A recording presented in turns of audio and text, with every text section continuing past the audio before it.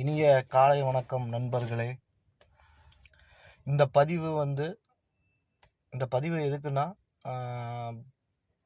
காவலர் தேர்வு, உதவி ஆய்வாளர் தேர்வு, இந்த 2 தேர்வுக்கும் முக்கியத்துவம் படித்து நான் போலீஸ் தான் ஆகணும், எஸ்ஐ தான் ஆகணும் அப்படிங்கிறவங்களுக்கும்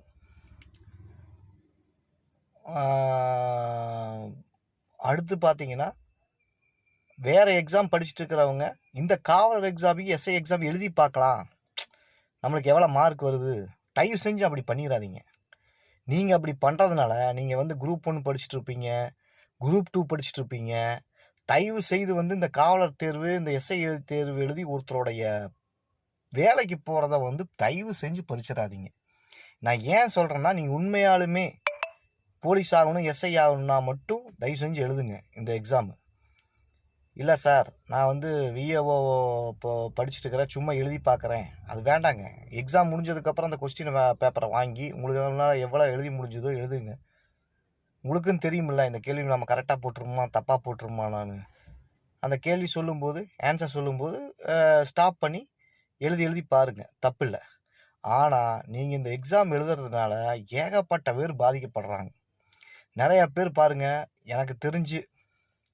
எனக்கு தெரிஞ்சு கண்கூட நான் பார்த்தது 2022 நடந்த 22 பேட்சுன்னு நினைக்கிறேன், இல்லை 21 பேட்சுன்னு நினைக்கிறேன். ஒரு பொண்ணு செலக்ட் ஆகிட்டாங்க. பட் பார்த்தீங்கன்னா அவங்க சப் இன்ஸ்பெக்டராக போகலை, அவங்க வேறு ஏதோ எக்ஸாம் எழுதி வேறு எக்ஸாம் போயிட்டாங்க. ஸோ இப்படி பண்ணுறதுனால என்ன ஆகும்னா, கடைசி நேரத்தில் அவங்களுக்கு கடைசி ஆப்ஷனாக இருக்கும். உண்மையாலுமே அவங்க வேலைக்கு சேர வேண்டியவங்க, இதனால அவங்களுக்கு தடைப்பட்டு போகுது. நான் உங்களை தப்பு சொல்கிறதுக்கோ உங்களை தவறான வழியை காட்டுறணும் அப்படியெல்லாம் கிடையவே கிடையாதுங்க.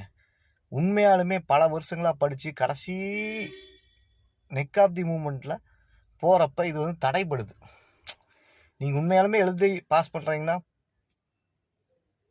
போகிறக்கு விருப்பம் இருந்தால் அந்த எக்ஸாம் எழுதுங்க. இல்லாட்டி தயவுசெய்து அந்த எக்ஸாம் எழுதி பார்க்காதீங்க நண்பர்களே. உங்களை நான் கெஞ்சி கேட்டுக்கிறேன். ஏன்னா காவலர் தேர்வுக்கெல்லாம் அவ்வளோ கஷ்டப்படுறாங்க, கிரவுண்டில் கஷ்டப்படுறாங்க. டெய்லி நான் பார்க்குறேன், என்ன எக்ஸாம் ப்ரிப்பேர் பண்ணுறீங்கன்னா, சார் நான் போலீஸ் ஆகணும், எஸ்ஐ ஆகணும்னு டெய்லியுமே அவங்க சொல்லிட்டு இருக்கிறாங்க. நீங்கள் அப்படி இடையில இது ஒரு எக்ஸ்பீரியன்ஸ்க்காக எழுதுறதுனால ஏகப்பட்ட பேர் பாதிக்கப்படுறாங்க.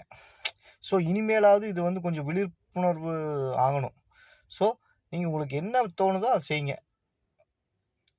ஆனால் தயவு செஞ்சு இந்த எக்ஸ்பீரியன்ஸுக்காக எழுதாதீங்க நண்பர்களே. உங்களுக்கு தோன்ற வேலைக்கு போங்க, செய்யுங்க. மீண்டும் ஒரு நல்ல விஷயத்தை அடுத்த வீடியோவில் பார்ப்போம். நன்றி, வணக்கம்.